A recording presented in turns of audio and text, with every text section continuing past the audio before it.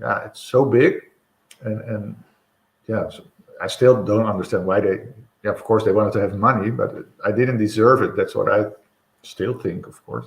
But that's yeah, lots of people don't deserve the fate that they're going through. Yeah. It's true. Yeah.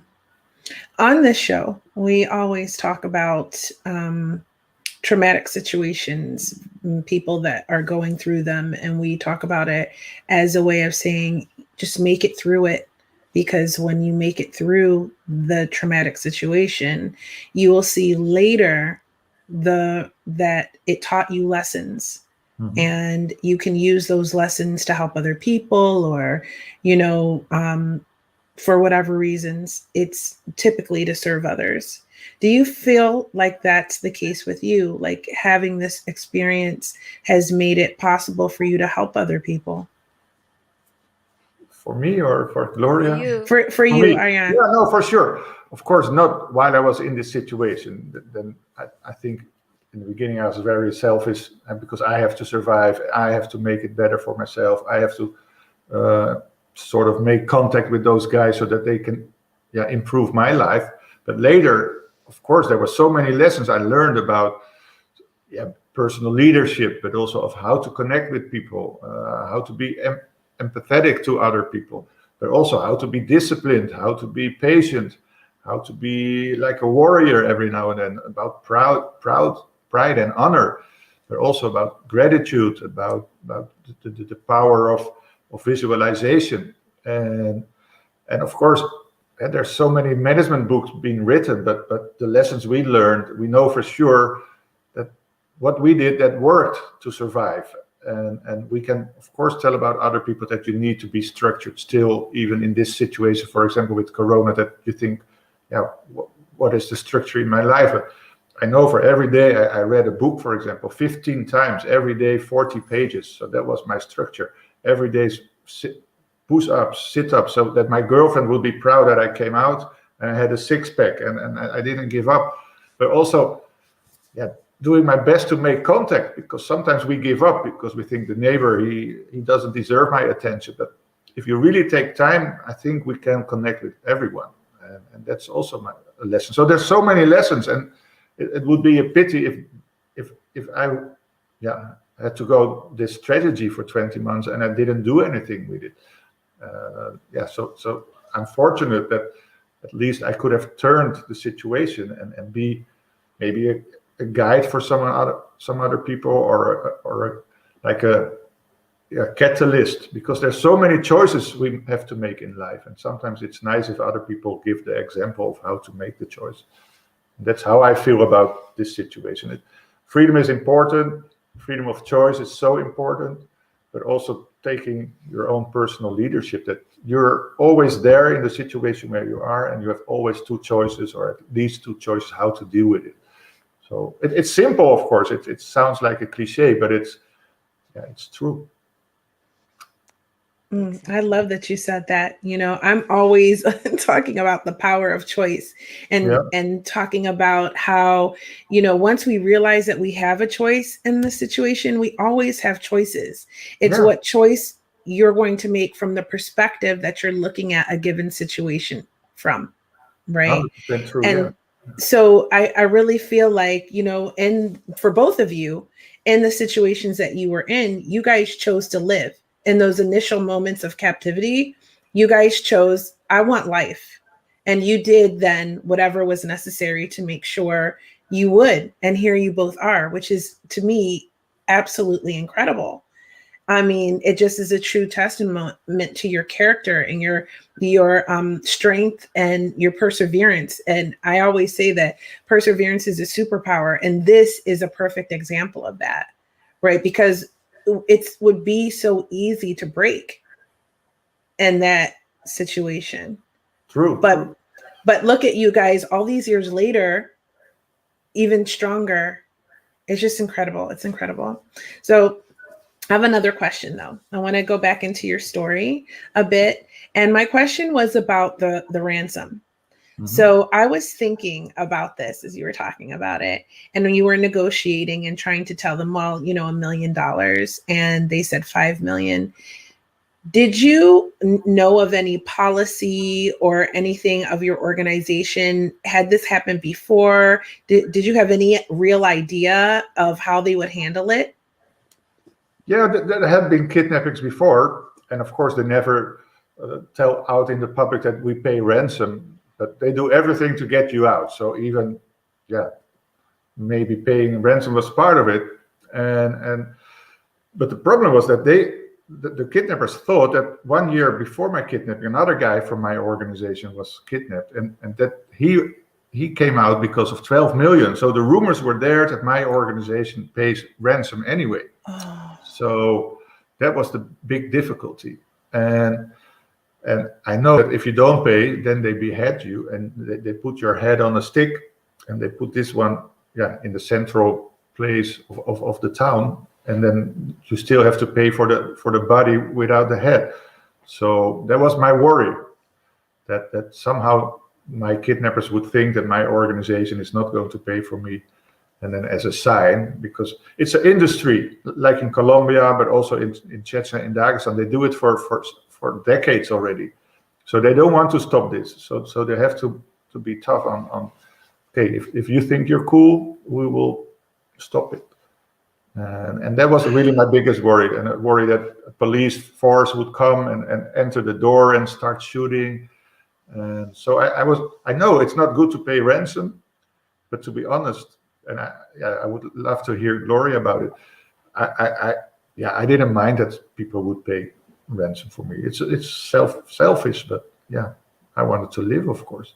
And I knew I came there as a humanitarian organization, so you also have to stand up for your principles. And so if you know about the risks, you also have to deal with the risks. right. Exactly. And like you said, like in about the ransom, when I came to this country, to the United States, when I applied for asylum politic, they don't want to give it to me because they pay for me. And I said in court, oh, really? If they kidnap your son, you or your daughter, you would not pay for them to come back? It's like something very contradictory, because they said if they pay money, you are like supporting to Yeah. them to continue. And yes, there's something right there, but also, what about my life? I don't care. I want to pay for me because I really want to live, and I want to see my daughter again. So it was like a very contradictory, that thing. And Yeah. who not gonna pay for your family? True. Yeah, there's not a family who says, okay, kill my daughter, kill my Yeah. son, we don't care. No, of course. I thought for some moments maybe it's better to die, because then, yeah, the 5 Yes. million can go to the refugees or to other people. But of course the power of life, yeah, was also very strong. So I even asked them, because it took such a long time, and I don't know if you know this feeling, if someone else is doing a task and you think you can do it better. Have you ever experienced this? Yeah. And I thought, yeah, those guys, they are so slow. Let me do the negotiation, because if I do it myself, I will go out much faster. But of course, they didn't trust me. But yeah, I was waiting and waiting. And I thought, yeah, how difficult can it be? Just pay money.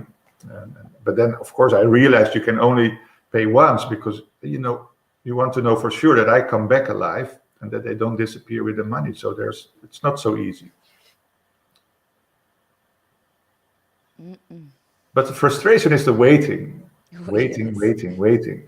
It's boring. Every day is more dangerous, because if I lose my value, they will start killing me, and maybe they will start torturing me to make a point towards the people who have to pay. So that's it's very scary. The longer it takes, the less hope you have.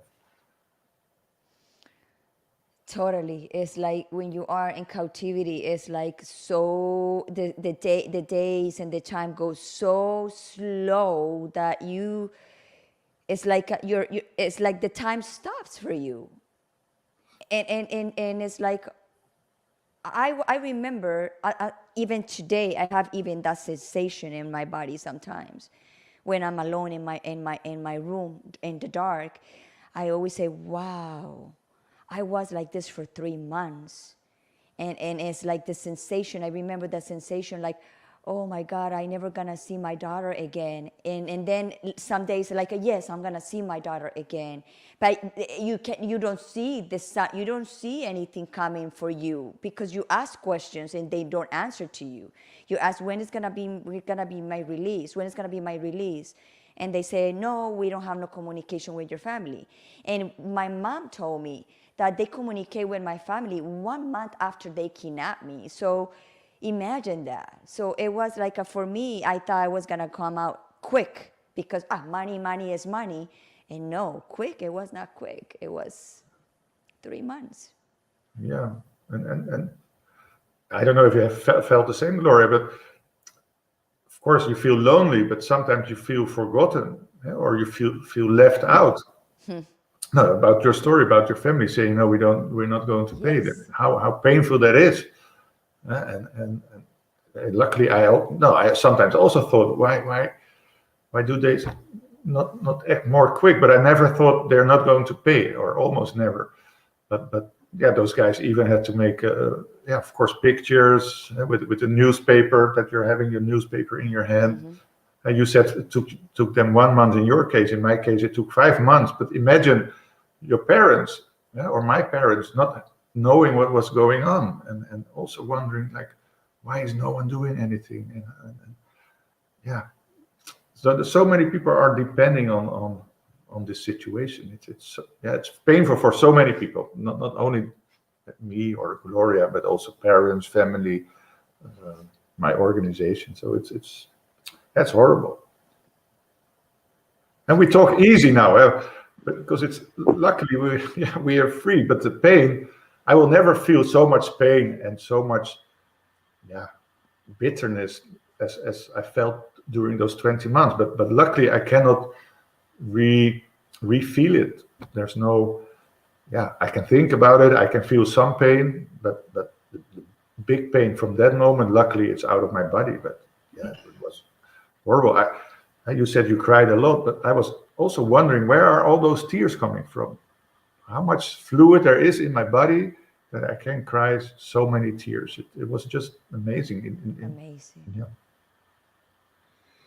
What was the turning point for you, Arjan, where you started to shift the situation from being so sad and so just feeling so vulnerable to turning it around and being more in survival mode of like, I'm gonna make the situation the best I can for myself?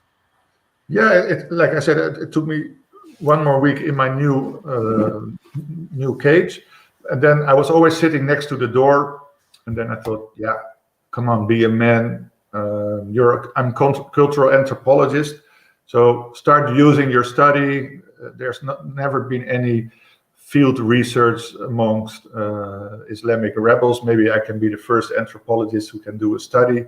I want to learn more Russian. I want to learn more about Islamic. So it was more about, okay, you're here now, make the best out of it, learn something about this situation. Maybe I can take something home, and I'm going to survive. I'm going to make the best out of it.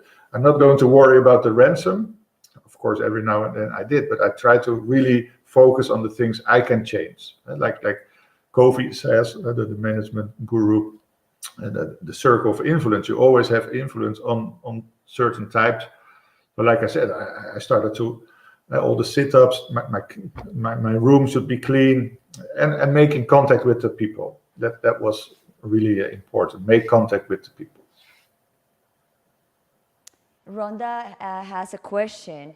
I'm deeply affected by your stories, Gloria and Arjan.